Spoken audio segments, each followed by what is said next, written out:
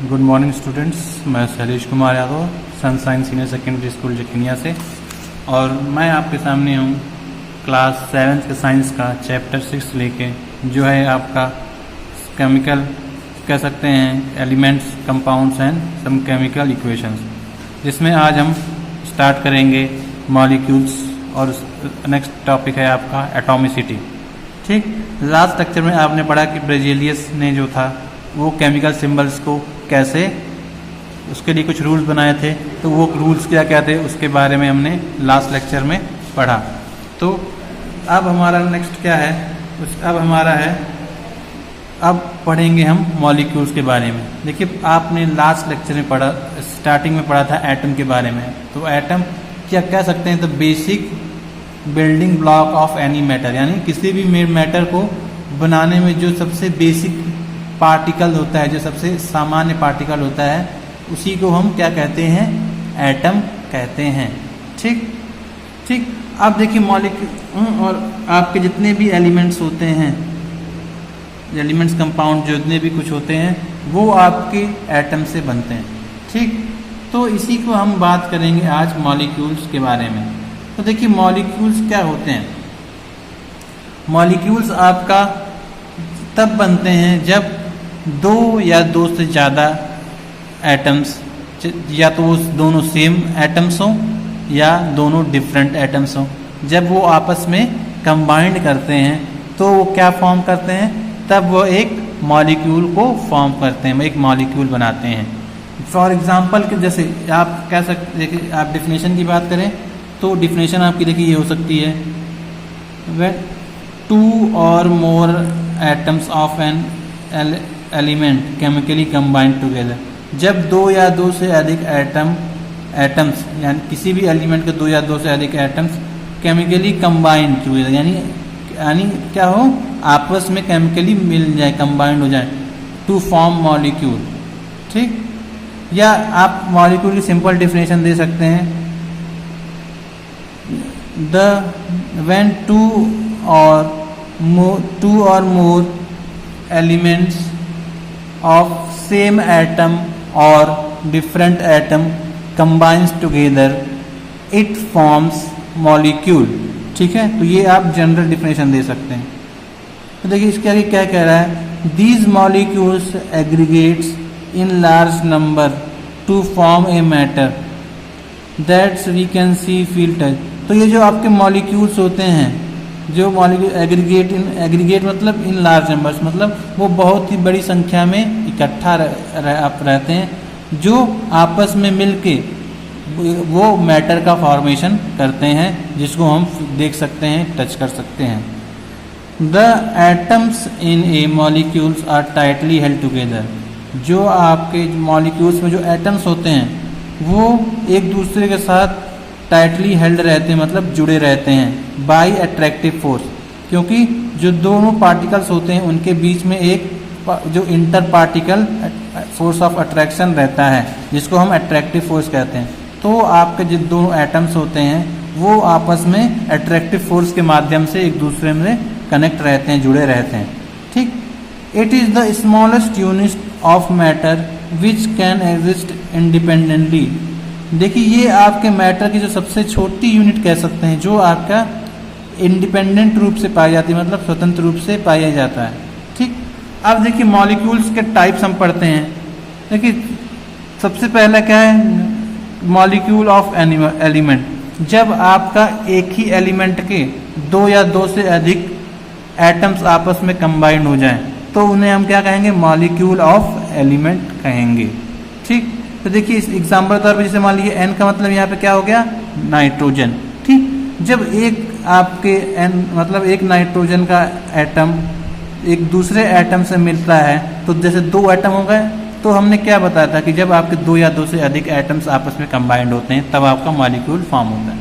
तो आपका देखिए ये दोनों एलिमेंट आपके सेम है, तो तभी भी आपका कह सकते हैं मॉलिक्यूल फॉर्म हो सकता है। तो ध्यान रखिए मॉलिक्यूल दो टाइप के होते हैं, मॉलिक्यूल ऑफ एलिमेंट जिसमें क्या होता है, जो हमारा एटम होता है आपका एक ही टाइप का होता है, जिसके दो एटम्स या दो से अधिक एटम्स आपस में कंबाइंड होते हैं। जैसे ये N 2, जैसे N के 2 हैं तो इसको हम क्या लिखेंगे N2। देखिए यहाँ पे H है, H मतलब हाइड्रोजन, हाइड्रोजन के यहाँ 2 हैं तो ये H2 लिखेंगे, H2 मॉलिक्यूल, ये N2 मॉलिक्यूल। ठीक, अब जैसे O ऑक्सीजन, इसके साथ हमारा एक O और जुड़ गया तो ये क्या हो गया, ये भाई ये भी O ऑक्सीजन, ये भी ऑक्सीजन, तो ये दोनों हमारे सेम एलिमेंट के एटम हैं तो ये हो जाएगा हमारा O2। ठीक, तो ये मॉलिक्यूल ऑफ एलिमेंट्स कहलाते हैं। तो देखिए क्या क्या इसमें एग्जांपल के तौर पे, a molecule of hydrogen gas, hydrogen gas देखिए मॉलिक्यूल मतलब जब दो या दो से अधिक हाइड्रोजन जो एटम है आपस में जुड़े तब आपका हाइड्रोजन मॉलिक्यूल बनाते हैं। सिमिलरली नाइट्रोजन N2, देखिए जब दो नाइट्रोजन के आपके एटम्स आपस में मिलते हैं तो N2 बनाते हैं, N2 का मॉलिक्यूल फॉर्म करते हैं। देखिए अब बात करते हैं हम मॉलिक्यूल ऑफ कंपाउंड। देखिए मॉलिक्यूल ऑफ कंपाउंड में क्या होता है, जब आपके दो या दो से अधिक एटम्स जो होते हैं वो डिफरेंट होते हैं। इससे पहले वाले आपने क्या पढ़ा था कि सारे एटम्स आपके सेम रहेंगे, लेकिन इसमें क्या हो जाएगा, इसमें आपके इस मॉलिक्यूल में आपके जो एटम्स हैं, दो या दो से जो अधिक एटम्स हैं वो सारे के सारे अलग भी हो सकते हैं। ठीक, फॉर एग्जाम्पल तौर पर जैसे H2O, वाटर का फॉर्मूला क्या है आपका, केमिकल फॉर्मूला H2O। देखिए इसमें आपका H का 2 एटम है, ठीक, और O का 1 एटम है। ठीक, देखिए हमने क्या बताया था, मॉलिक्यूल क्या होता है, जब दो या दो से अधिक सेम एलिमेंट के एटम या डिफरेंट एलिमेंट के एटम्स आपस में कंबाइंड हो तो ये आपका मॉलिक्यूल फॉर्म करेंगे। तो देखिए आपका क्या है, देखिए इसमें आपका 2 मॉलिक्यूल्स तो हैं, इसमें आपके 3 एटम्स तो हैं, लेकिन देखिए 3 में आपके देखिए इसमें आपके 2 एटम्स, 2 टाइप्स के एटम है, लेकिन दोनों एटम्स कैसे हैं, दोनों एटम्स डिफरेंट हैं, अलग अलग हैं। ठीक, एक हाइड्रोजन का एटम है, एक ऑक्सीजन का एटम है, ये अलग अलग हो गया।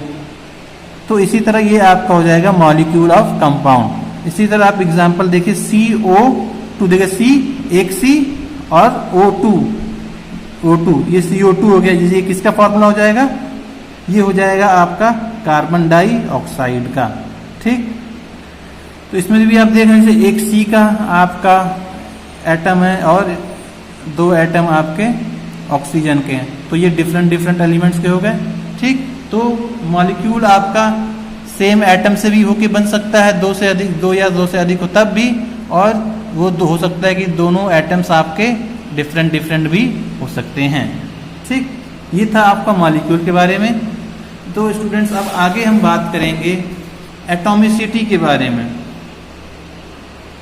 ठीक, एटॉमिसिटी मतलब देखिए होता क्या है, देखिए इसमें कह रहा है the molecules that are found by the combination of same types of atoms are called molecule of elements. ठीक, देखिए जो मॉलिक्यूल आपका सेम टाइप के एटम से मिलके बना होता है उसको हम क्या कहते हैं, मॉलिक्यूल ऑफ एलिमेंट कहते हैं। ठीक, there are certain molecules of elements which are made up of just 1 atom. ऐसे आपके कई सारे आप कह सकते हैं एलिमेंट्स हैं जो केवल एक ही एटम के फॉर्म में पाए जाते हैं, जिन्हें हम कहते हैं, देखिए आप यहाँ से लिख सकते हैं molecules of elements which are made up of just 1 of the element, जो एक ही एलिमेंट्स का एटम से बना होता है उसे हम क्या कहते हैं, मोनो एटॉमिक मॉलिक्यूल। मोनो का मतलब सिंगल, एटॉमिक मॉलिक्यूल मतलब यानी जिसका एक ही आपका एटम उसमें अवेलेबल रहता है, उसी को हम मोनो एटॉमिक मॉलिक्यूल्स कहते हैं। देखिए एग्जाम्पल के तौर पर जैसे आपके जैसे नोबल गैसेस होती हैं।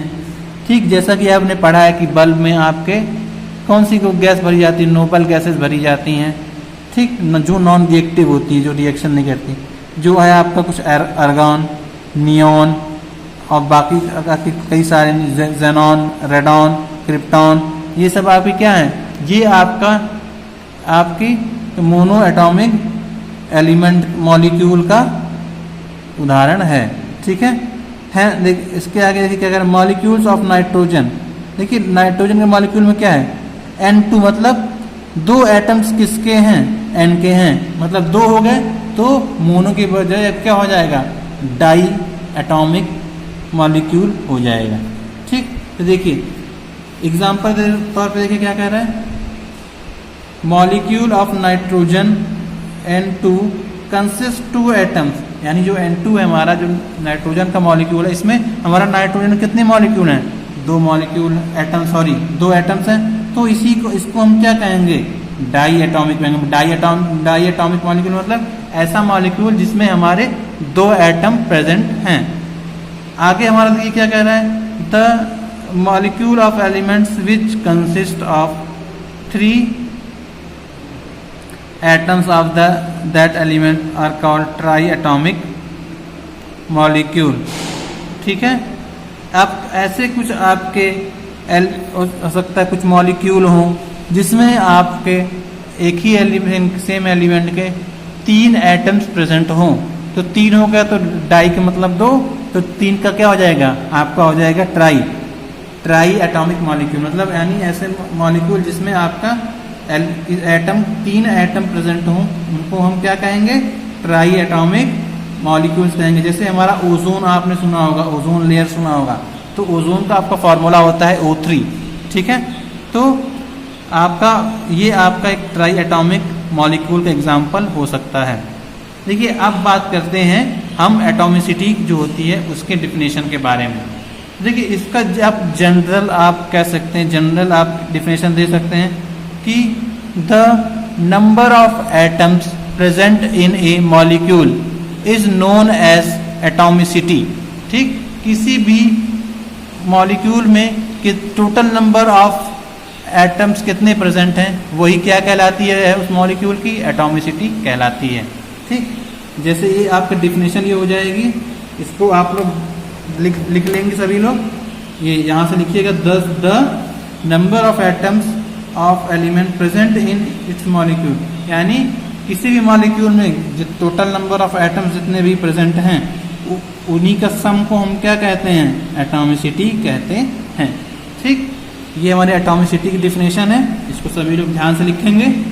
और देखिए नेक्स्ट इसके आगे हमारा क्या कह रहा है, एक छोटी चीज कह रहा है, जब हमारा एक मॉलिक्यूल 4 से अधिक एटम से मिलके बना हो, 4 से अधिक एटम से मिलके बना होता है, तो उसे हम पॉली एटॉमिक मॉलिक्यूल कहते हैं। ठीक, देखिए पॉली एटॉमिक मतलब, पॉली का मतलब मेनी, कई सारे एटम्स आपस में मिलके जब बने होते हैं तब वो आपका क्या कहलाता है, पॉली एटॉमिक मॉलिक्यूल कहलाता है। ठीक है, जैसे आप इसका एग्जांपल दे सकते हैं, H2SO4। देखिए इसमें H कितने मॉलिक्यूल हैं, 2 मॉलिक्यूल हैं। S मतलब सल्फर, यहाँ कितने मॉलिक्यूल हैं, 1 तो 3 हो गए, और O मतलब ऑक्सीजन, ऑक्सीजन के 4 हो गए। तो इसको टोटल का अगर हम पूछें इसकी एटॉमिसिटी कितनी है, तो हाइड्रोजन के 2 मॉलिक्यूल, सल्फर सिंगल है तो ये 1, और ऑक्सीजन 4 है तो प्लस 4 ऑक्सीजन, इसको हम ऐड कर देंगे तो ये आएगा हमारा 7। तो अगर हम पूछें H2SO4 यानी सल्फ्यूरिक एसिड, ये इसका फॉर्मूला होता है, तो सल्फ्यूरिक एसिड आपका कैसा मॉलिक्यूल है, तो आप कहेंगे पॉली एटॉमिक मॉलिक्यूल है। ठीक, और अगर पूछें उसकी एटॉमिसिटी कितनी है, तो आप बताएंगे उसकी एटॉमिसिटी 7 है। ठीक, तो स्टूडेंट्स आज आपने पढ़ा मॉलिक्यूल्स और एटॉमिसिटी के बारे में। ठीक, आई होप आपको चीज़ें समझ में आई होंगी। जब हम लोग नेक्स्ट लेक्चर मिलेंगे तो आपका हम डिस्कस करेंगे कंपाउंड्स एंड मिक्सचर के बारे में, नेक्स्ट लेक्चर में डिस्कस करेंगे। तब तक के लिए thank you, have a nice day.